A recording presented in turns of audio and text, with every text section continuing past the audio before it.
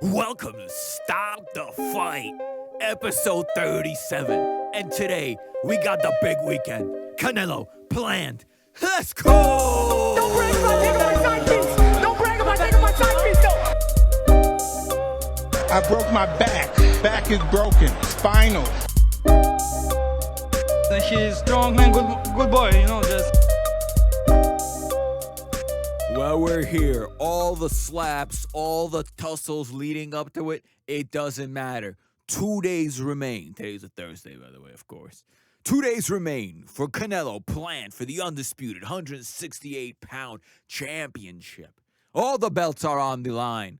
History's on the line. Canelo's legacy is kind of on the line. I mean, he's a Hall of Famer already. It doesn't matter what happens. Remember, your losses do not undo your wins, ladies and gentlemen. Please. Plant has a chance to make a name for himself, to become one of boxing's biggest stars. He really does. Here it comes. Like, it happens. This is the moment. When most people think nothing can happen, when Canelo cannot lose, when he is at his most unbeatable, infallible, indestructible, it is now that someone like a Plant can come along and show to us that a good moving boxer, one who knows how to work behind his jab, who's slick, who's got good feet. I say it often. Canelo does not have the best feet. Who has good feet can beat the current pound-for-pound number one fighter in the world, which he is, because Crawford has relinquished that title due to inactivity and just poor level of opposition. Canelo is the pound-for-pound number one fighter in the world. If I read back to you his last, his fights since Gennady Golovkin, you have Fielding, Jacobs, Kovalev, Smith, Yildirim, Saunders.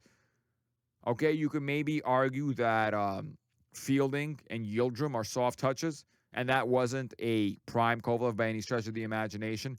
Nonetheless, Jacobs, Kovalev, Smith, Saunders, two of those fighters are undefeated. Callum Smith was undefeated, significantly bigger than Canelo. Billy Joe Saunders, undefeated, 30-0. Stopped, broken orbital, considering retirement. Is more or less retired now, unless he got the right fight or whatever. Canelo put him out. Canelo's handing out L's. And now we have CaneloPlant, another undefeated fighter, another champion. Guys, Canelo's on a historic run. He wins this fight. It'll be even his most ardent doubters will have to concede that Canelo is a great, great, great fighter. A Hall of Fame fighter. I think he's actually developing a Hall of Fame career, like a second one. In football, I know they say sometimes, Tom Brady's got like 2 or 3 Hall of Fame careers if you break up his career into 2. Well, similar things were said about Manny Pacquiao. You can really kind of divide the Manny Pacquiao's career into 3 Hall of Fame careers. That's how great he is. Canelo is at the point where now I think, got 2 Hall of Fame careers. You have all the fights leading up to and including the first Golovkin fights, and then every fight after that. Remember, if he doesn't beat Golovkin the first time, he absolutely hands him his first L the second time. I mean, at least officially, right? So even if you forget about every fight after the first Golovkin fight, you would see a fighter who has beaten Cintron, Mosley, Lopez, Trout, Angulo, Lara, Kirkland, Cotto, Khan, Smith, Chavez Jr., and drawn with Golovkin. That's a Hall of Fame career right there, not to mention all these numerous other secondary fighters. Of course, yes, he wound up losing to Floyd Mayweather, but his fights after the first Golovkin fight is the second Golovkin fight, handing him the L, the kind of touch-up with Rocky Fielding. Jacobs, very legitimate 160-pound champion. Kovalev, who I took Kovalev to beat at the time, and I do believe the fight was even after 10. It was a very close fight, but Canelo wound up getting the stoppages, and that erases even fights. Callum Smith, who I thought may actually give Canelo a lot of trouble. I also picked Callum Smith. Again, you guys have been noticing a pattern. I pick against Canelo, I lose money. But I chose Callum Smith as he's too big. He's too strong. I seen him like lay waste to, I think maybe Fielding, but I was like, he's too big, too strong. No way. Billy Joe Saunders, I was like, over there, I thought Canelo was going to win. But that's an amazing set of fights. including the second Golovkin fight or after, whatever you want to call it. This is an amazing set of fights, and now we have CaneloPlant. I mean, this is a man when he says, "I'm here to chase history." I love boxing. I love the history. I love the sport. I want to be known as the best ever, or be in the conversation. This is how you do it, ladies and gentlemen. If he becomes undisputed at 168 pounds, this is going to be something special. I don't think he can really make 160 anymore, but who's there to fight for him at 160? Just Golovkin, really? The Charlos? Does anyone really think the Charlos are going to give Canelo that much problem? I think the Charlos are good, both Jermell and Jamal. Very good fighters. Do I think that they are fighters they'll be competitive with Canelo, no doubt. But do I think they're going to be fighters that are better than Canelo? No way. No, I don't think so. Not yet, anyway. Canelo isn't showing us enough. A third Golovkin. Let's look at 160. You got the third Golovkin fight, potentially. Does anyone think at 40 years old, Golovkin does better than any of the first two times? Unlikely. I love Golovkin, but I do not believe that if they were to have a third fight, Golovkin may not see the end of that fight. Again, hey, anything can happen, right? Golovkin was a monster puncher, was a very good boxer at his point in his prime. Between, I want to say 2013 and 2016, those 3 years, actually right around the time with Kovalev, that I feel was in some ways peak like Soviet or Russian invasion, you want to call it, Russian or Eastern European, whatever. Lomachenko, Kovalev, Golovkin, up and coming Usyk. I mean, you have like the whole shebang. Obviously, the Eastern Europeans are still here. Klitschko was still champ at the time. It was Eastern European domination for a set of years over there. Complete up and down the boxing landscape. It was just Eastern Euros, just dominating the landscape more or less. So who else? Chris Eubank Jr. against Canelo. Aristani Lara, we've seen that fight. And while I thought Lara could have been seen as the victor in that fight, Lara has slowed down since that point quite significantly. Munguia, guys, very honestly here, Munguia has no defense. He is if he fights a Golovkin or a Canelo, he's going to get slept. I do not believe Munguia is going to be remotely competitive once the opponent starts throwing punches at him that are heavy. And we've already seen Munguia in trouble. He's had difficult fights already. He's a young kid, but he has no defense. And I know I think they brought in Eric Morales over there, and Eric Morales saying, well, a good offense is the defense. And yes, sometimes that's the case, but when you're at 160 pounds, guys, you have to remember this. With Eric Morales fighting at 122, 126, whatever, 130 pounds, the power punchers down there, I don't need Donaire as an exception, don't carry the kind of power. Obviously, Darchinian did as well, but generally speaking, you don't have insane power punchers down there in those weight classes. Once you get to really 147, 154, but really 160, these guys will put you out. You can't take punches with your face. You can't just say, like, I'm going to forego defense, try and stop you. I mean, you can, and Munguia has obviously built himself a reputable, a financially successful career. I don't want to say reputable, a financially successful career. If he were to fight Golovkin or Canelo, he will end up, I feel, a highlight reel knockout. Highlight reel knockout. So I don't believe Munguia for a second. And Demetrius Andrade, he had a little bit of problems last time out, did he not? Our friend Demetrius Andrade against Liam Williams. I thought he won the fight, but at points over there, it was, right? And then it looked so hot. It may have something to do with Boo Boo, or Andrade, whatever you want to call him. I think Boo Boo is slowing down just a little bit, or he's trying to become more entertaining. Whatever it is, if he starts opening himself up again, he's not a superb puncher. He's 33 years old. I feel for him. I think he's been trying to get the guys. I remember since even the Suleski fight in 2019. That was now almost 3 years ago. He's been really trying for 3 years. I remember him against Vanes Martirosyan. So, again, I don't think first of all, Canelo's not giving him a shot. I think he talked too much in the last press conference, and Canelo's not even giving a shot. And no one's clamoring for it. No one's saying, wow, you really need to fight Canelo. No, unfortunately, Andrade is going to go, Andrade, I'm going to call him Andrade. I think it's Andrade. Andrade is going to fight, he's going to be one of those fighters like Lara. Lara was a really great fighter, but he was never really given enough opportunity, I feel. And now he's a little bit older, a little bit slower. I think now you can take fights quite comfortably with him at 38 years old. So, at one point I thought he was really, really slick. And maybe he does have a kind of a claim to have beaten Alvarez. I thought it was a close fight. I did. But he didn't get the decision. Against Paul Williams, I think most people saw him beating Paul Williams. But, that's neither here nor there. Well, here he is fighting our boy Plant. And like we've talked about this fight on and off. I almost don't know if I should discuss the actual fight, but I will. I will, because, this is boxing and that's what we do here. Canelo is fighting CaneloPlant, 21-0. CaneloPlant, the undefeated super middleweight IBF champion of the world. Called Sweet Hands. Now, CaneloPlant has only 12 knockouts, 57% knockout ratio, and, he hasn't, his resume is, I believe, quite paltry.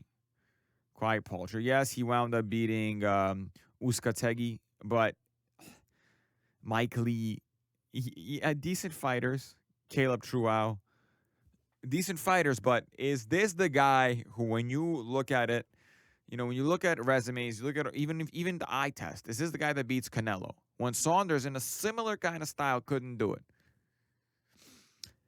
I believe that there is a better chance that he does, in fact, beat Canelo. One of the differences, he's taller than Saunders. More height. Canelo's got to shoot higher. Canelo's now gotten used to fighting the taller fighters, but nonetheless, a bigger man than Saunders, about the same strength in the punch, but seems to be a little bit more, I won't say slicker, but a smarter slickness maybe than Saunders. Saunders at points seems to be more, tries to play with you in there like he did with Lemieux. That got his orbital broken. A lot of ducking down, I believe. CaneloPlant is different. Now, what do I think is going to happen in this fight? I know some of you guys are wondering how I'm going to bet. Remember, guys, this is what I'm doing. This is not financial advice. You are your own people. You make your own bets. What am I doing? Well, guys, I'll be honest. The odds were wide enough. I think I got CaneloPlant at plus 650. That was right after the slap incident. I was going to wait off, but when the slap incident odds, I think they went from plus 450 to plus 650, I grabbed. I put a few dollars, let's say, at the plus 650. Too wide, undefeated champion at 168. Do I believe he will necessarily win? No. Same thing with the Jamel Herring fight. I don't believe he will necessarily win. Doesn't mean you do not smell the under. When the odds are this wide against a fighter who is undefeated, who's a champion, who's beaten some guys that's been in there with a few people like Truau and Uzcategui, you have to assume that this fighter is, especially by the eye test, he looks pretty good. Is he Canelo good? Probably not. If the odds were even, I would absolutely be smashing the Canelo money line. The odds are not even, though. And I'm not putting minus 1,400 on Canelo. Just not doing it. I know there's some guy I follow on Instagram. I don't want to call him a friend, but somebody I know on Instagram who putting $5,000 on Canelo money line to win. Like $5,000 like nets you like $300. Like you're making sub 10%, guys. I hope you understand that. You'll be making like 320 or something like that. Because 2,800 nets you 200, 4,200 nets you 300, and then you got another 800, which is half of 14. So you're talking about $350 or something like that. 300 on a $5,000 bet. I would just, if I were him, I'd be like, no, if you $300 what you're trying to win, take that same $300 and put it on Plant. It's just the risk reward ratio there is insane. You guys, as bettors, like, again, not financial advice at all. No, this is the way that I think, but minus $1,400 against Canelo, who has in a few fights of his career been on the questionable side of the decision. Even I will say this much. The Billy Joe song, I thought Billy Joe definitely won a few rounds, but it was nowhere near as competitive as Kovalev, where I thought with Kovalev, Canelo was straight up losing many rounds, without question. Billy Joe, he lost a few. I think maybe he lost, by the 8th, I think I had a 5-3 Canelo, but that's really it. That's really it. You couldn't, it wasn't 4-4. I think 5-3 was kind of like as neutral as possible, but I think the real scores could have been as wide as 6-2. So again, you don't have the same. It just wasn't the same kind of fight. But against Kovalev, he lost even rounds. I felt Golovkin, very good argument to be made. He definitely lost that first fight and could have lost that second fight as well. You know, all these are very kind of reasonable takes. And I wanna, just in case, I wanna make a quick correction. You know, I'm talking about it being minus 14. He's only minus 1,000, so that $5,000 bet would net $500. But again, that's 10%. So again, 10% returns on boxing. Sometimes it's good, but like if you believe that Canelo will win and I'll just bust him out of there, which some people are saying, you can get the under 9.5 at minus 115. Under 9.5 is at the 10 rounds and 30 seconds. Minute 30 seconds of the 10th round. If you believe Canelo can stop him beforehand, minus 115. That's not even money, but that's like, that'll give you 80% on your money. Or right around there. So, you know, I think that feels like it's a much more reasonable bet to make if you're trying to do something like that. As I said, I'm going for CaneloPlant just to outright. I'm not picking. I'm not picking like who does what, but like Canelo Alvarez, if you want to take him by KO, DQ, he's a minus 210. Take him by decision, plus 220. A draw, which is not the worst play here, is plus 2,500. It means you bet $100, you win $250. I believe a draw in this fight, if he can box like Kovalev,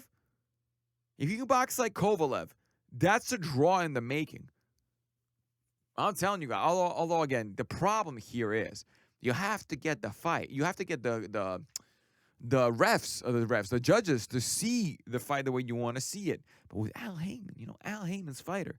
This is why I love Al Heyman. He gets his fighters back, and I believe, like, you know, he really gets their fighters back, if you know what I'm saying.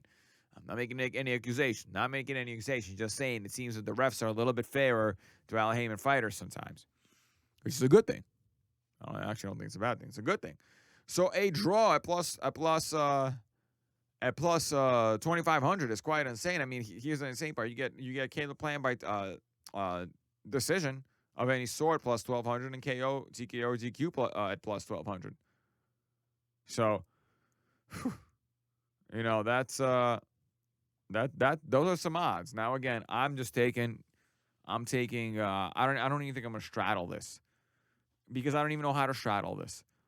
Does Canelo just get him out of there? I think he's you know, the second build-up to the Golovkin fight was also very personal. Canelo wasn't really able to get Golovkin out. Of course, I don't believe CaneloPlant is necessarily the caliber of fighter that was a Golovkin, even in 2018. I don't believe CaneloPlant is that caliber of fighter, but he's quicker.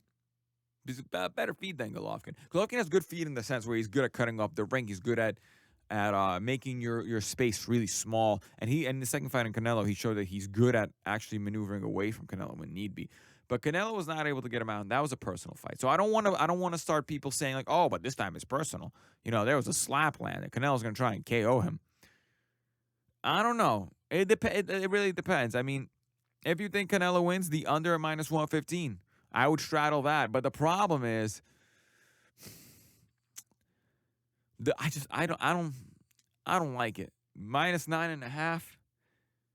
You know, these over-unders have gotten bit so many times recently with the over-unders. So actually, I'm talking about last week. We actually made a little bit of bet on that. But you know, these over-unders, they're tough when you make these kind of bets, because like it's more difficult, I feel, to predict over-unders than it is even methods of victory. Because these over-unders, like in the fight this weekend, we got the under, but not because the fight should have been stopped. The fight very well should probably not have been stopped at that point, but the ref just called it. And this is what the problem is. Like when you're talking about KOs or decisions, yes, things get funky, but with stoppages, they get really funky. Really funky, like over-unders, I'm saying. You never know what can happen. A doctor's stoppage, that's an under. Bad cut, that's an under. All sorts. I mean, these are tough. Over-unders are very tough, and in this fight, I just don't know. I don't know. Like I said, I think Canelo probably wins this fight. He's just that good right now, that much in the zone. But with the odds being a plus 600 for CaneloPlant, I'm sorry, I'm just gonna take CaneloPlant outright. Now let's talk about this past weekend because I never did. I never did a post fight. We're gonna mention here. Let's talk. Let's take 2 seconds. Jerome Ennis. He absolutely sparked out Thomas Delorme. First round. Adios, goodbye. Delorme is filing a complaint. The punch landed. Blah blah blah blah blah. Guys, Jerome Ennis is insane at 147 pounds. At 5'10", at 24 years old, 28-0 with 26 knockouts. Guys, Jerome Ennis is the very real deal. Like I said, boxing is, we have aging champions, we have champions in their prime, we have young up-and-coming talent. Boxing is an exciting place to be. It's an exciting thing to see. You know, I want to see if Ennis can take a shot well. You know, he's gotten fighters out of there, slower fighters, Lili Piñets, and now Delorme got out quickly. I want to see him in there. I want to see him test it a little bit. Say what you want about Crawford. And I have complained about Crawford's lack of opposition. He's gotten into shootouts with some fighters, and he's gotten stunk here and there against Gamboa and against Mean Machine Kouliakis. So we kind of seen him get hit and recover, and even against Kouliakis get knocked down, really. Not called, but that was a knockdown. So I kind of want to see the same thing from Ennis before I really kind of like say, oh, he's absolutely going to beat Virgil Ortiz or he's the next real deal. But Virgil Ortiz, we saw him in a firefight. We saw how he would react after that. And now the fight that we made the money on, the Jamal James versus Butayev, the under 10.5 held. Butayev gets the stoppage in the 10th round at the halfway point. Remember, guys, under 10.5 means, that's right, it means that the 11th round, you must complete 10 full rounds and go into the 11th round. Butayev, now the fight started with the first 3 rounds or 2 rounds. James winning, boxing well. But then, as I said, like sometimes you have with these really tall fighters, and James is tall, 6'2", fighting at a $147. He's a really tall, lanky guy. He didn't seem to have the physical strength or the punching power to stop Butayev. And a drop. Butayev was able to just walk him down little by little, landing a lot of punches. You know, Butayev himself doesn't have a lot of power. He doesn't. He has respectable power, but it seemed like more that he was just landing so much on James that James just wilted. Did I think the stoppage was particularly bad? Not particularly bad, but certainly one that if the fight was allowed to continue and even see the end of the fight, no one would really be that mad. Yes, he was getting beat up, but Butayev didn't look like he was hitting him. He looked like he wasn't landing like devastating shots. He was landing shots, but he didn't have the same power behind them either. So I believe that was one of those things where the over-under helped us and anyone who made that bet. But you know, if our logic was thinking that, like, guys, none of these guys have power, this is going to decision, and now it gets stopped like that on a questionable stoppage, well, you are very pissed off. Very pissed off. Without a doubt. So again, that's the kind of the difficulties of over-under. You do not know. Not only is there just the general stoppage, you can get the doctor's stoppage. It's a slew of ways. So that's that. Anyway, guys, I hope you enjoy. Obviously, you have Anthony Durrell fighting on this card. It looks like a showcase fight against Lara. What's his name? He's fighting against. Let's see if I can't even. There you go. Marcos Hernandez was 15-4-2, 3 knockout. There's no way he keeps Anthony Durrell off him. Anthony Durrell's going to stop this kid. And, you know, I mean, who cares about the undercard again? With a Canelo event, you're there for one thing and one thing only, Canelo. So let's enjoy the fight. And this one, we're going to get a post-fight. I have a feeling it's going to be interesting. We're going to get a post-fight here. All right, guys. I'll see you after the fight. It's over. I'm going to go home and break my wife's hip. Don't brag about taking my side piece. Don't brag about taking my side piece, though. I broke my back. Back is broken. Spinal. He's strong man, good boy, just.